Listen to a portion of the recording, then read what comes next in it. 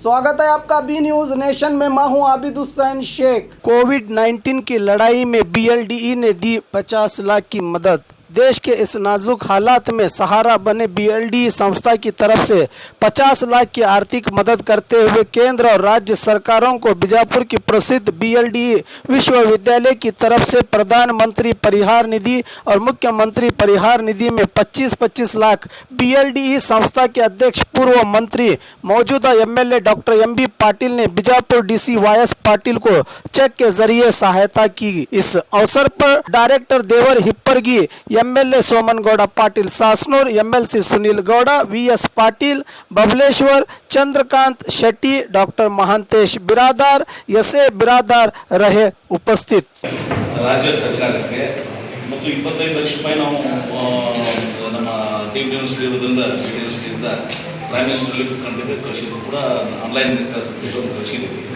Total 25 lakhs to state, 25 lakhs to central, 50 lakh ತಮ್ಮ ಮುಖಾಂತರ ಮುಖ್ಯಮಂತ್ರಿಗಳಿಗೆ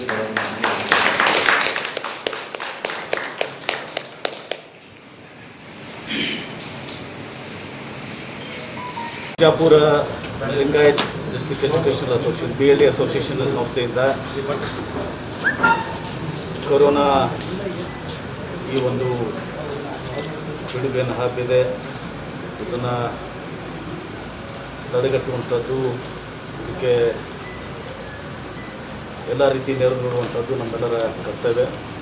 ಅದಕ್ಕೆ BLD ಸಂಸ್ಥೆ ವತಿಯಿಂದ ರಾಜ್ಯ ಸರ್ಕಾರಕ್ಕೆ 25 ಲಕ್ಷ ರೂಪಾಯಿಯನ್ನು ಮತ್ತು BLD ಯೂನಿವರ್ಸಿಟಿಯಿಂದ ಕೇಂದ್ರ ಸರ್ಕಾರಕ್ಕೆ 25 ಲಕ್ಷ ರೂಪಾಯಿಗಳನ್ನ, ಒಟ್ಟಾರೆ BLD ಸಂಸ್ಥೆಗಳಿಂದ ಮತ್ತು BLD ಯೂನಿವರ್ಸಿಟಿಯಿಂದ 50 ಲಕ್ಷ ರೂಪಾಯಿಗಳನ್ನ ಮುಖ್ಯಮಂತ್ರಿಗಳ ನಿಧಿಗೆ ಹಾಗೂ ಪ್ರಧಾನಮಂತ್ರಿಗಳ ನಿಧಿಗೆ ಇವತ್ತು ಜಿಲ್ಲಾಡಳಿತ ಮೂಲಕ ಮತ್ತು ಪ್ರಧಾನಮಂತ್ರಿಗಳದ್ದು ಅದು ಆನ್ಲೈನ್ UGCಯಿಂದ ಇದೆ, ಆನ್ಲೈನ್ ಮಾಡಿ ಅದು ಕಾಪಿಯನ್ನು ಕೂಡ ಜಿಲ್ಲಾಧಿಕಾರಿ ಕೊಟ್ಟಿದ್ವಿ.